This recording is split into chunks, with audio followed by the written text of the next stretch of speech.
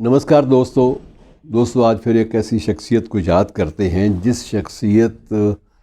के निधन के समय दो देशों में चलते हुए जो युद्ध हैं वो भी थम गए और दो विरोधी सरकारों ने तब तक युद्ध विराम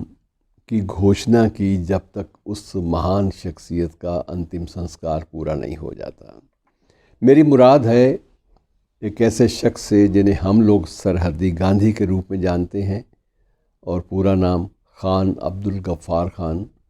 सीमांत गांधी के रूप में भी उनको याद किया जाता है, सरहदी गांधी भी कहा जाता है। और एक ऐसी शख्सियत जिनको हमने भारत रत्न से नवाजा इसलिए उस वक्त भी राष्ट्रपति महोदय ने ये एक बात कही थी कि इनको नवाजने का मतलब ये इनके सम्मान का मतलब है कि हम स्वयं अपने आप को सम्मान दे रहे हैं।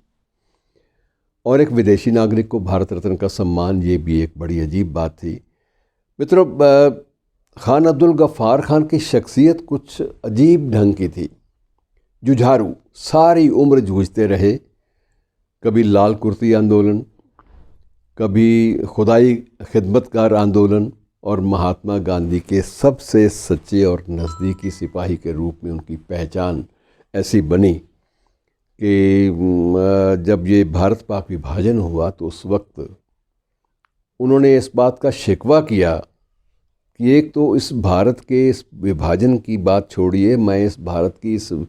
सांझे भारत की आज़ादी के लिए जद्दोजहद करने वालों में मैं सबसे पहली पंक्ति में हमेशा महात्मा गांधी के साथ खड़ा रहा। लेकिन इतना बड़ा विभाजन हो गया और मैं और मेरे लोगों से पूछा तक नहीं गया कि आप क्या करना चाहते हैं, कहाँ रहना चाहते हैं, ये जुल्म है।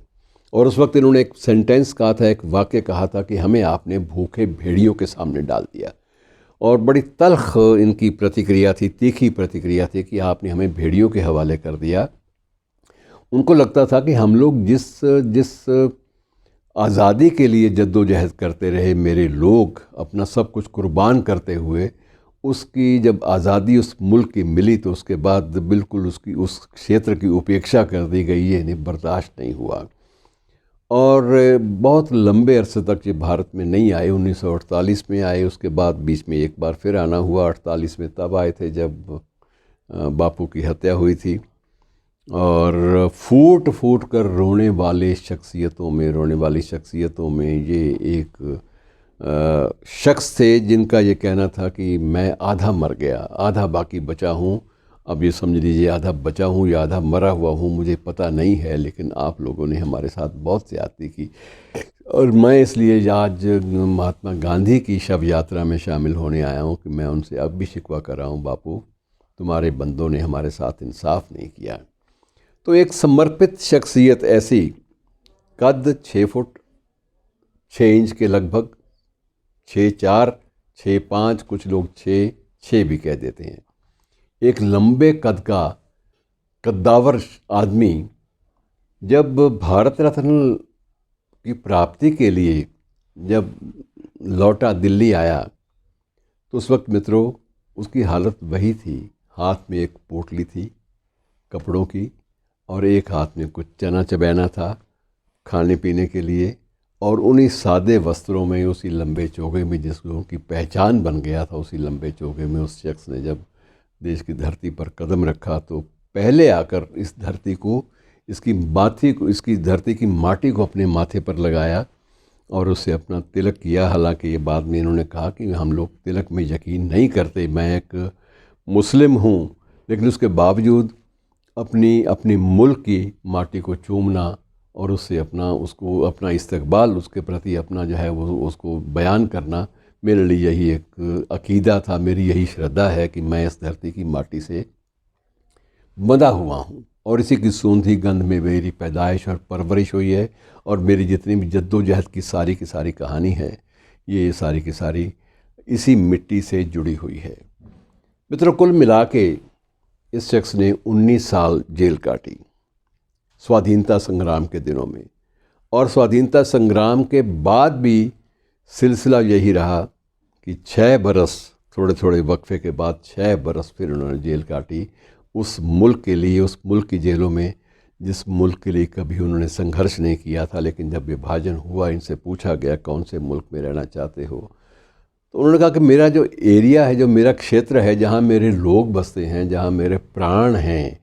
उस मिट्टी से भी मैं दगा नहीं कर सकता, और इसलिए मैं पाकिस्तान में ही रहना पसंद करूँगा। यहाँ रहकर मैं अपने लोगों के लिए, और जो शोषित वर्ग है,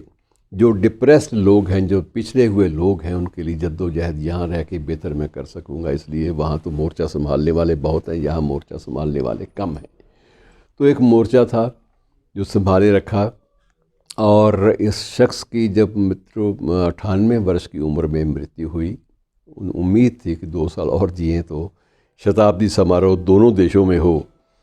और जब इनकी मृत्यु हुई तो उन दिनों में अफ़गानिस्तान और सोवियत संघ के बीच में कड़ा युद्ध चल रहा था, सख्त लड़ाई चल रही थी, जो अपने चरम पर थी उन दिनों में। और कुछ लोग इतने बौखला गए थे कि उन्होंने उस वक्त बम विस्फोट भी किए। बम विस्फोट में, जनाजे से पहले हुए बम विस्फोटों में 19 लोग मारे गए थे, सैकड़ों ज़ख्मी हुए थे। लेकिन जनाजा जब निकला तो सोवियत संघ की फ़ौजी कमान ने भी और अफ़गानिस्तान की फ़ौजी कमान ने भी इस शख्स के प्रति एहतराम के लिए, सम्मान व्यक्त करने के लिए युद्ध विराम की घोषणा की कि दोनों तरफ से कोई गोली नहीं चलेगी जब तक इस महान पुरुष को उसकी कब्र में लेटा नहीं दिया जाता। तो मित्रों, ऐसी शख्सियतें हमारे बीच में कहाँ हुई हैं, और यही दिन थे उनको याद करने के, और इसी बहाने से उस महान समर्पित शख्सियत को नमन करने के, जिसने हमारे देश की जद्दोजहद में, आज़ादी की जद्दोजहद में, संघर्ष में भी बढ़ चढ़कर हिस्सा लिया, और उतना ही हिस्सा लिया जितना कि बापू ने, महात्मा गांधी ने जितना नेतृत्व दिया था, उसके नेतृत्व को इन्होंने कबूल करते हुए उतना ही योगदान डाला जितना बापू ने डाला था। शुक्रिया दोस्तों।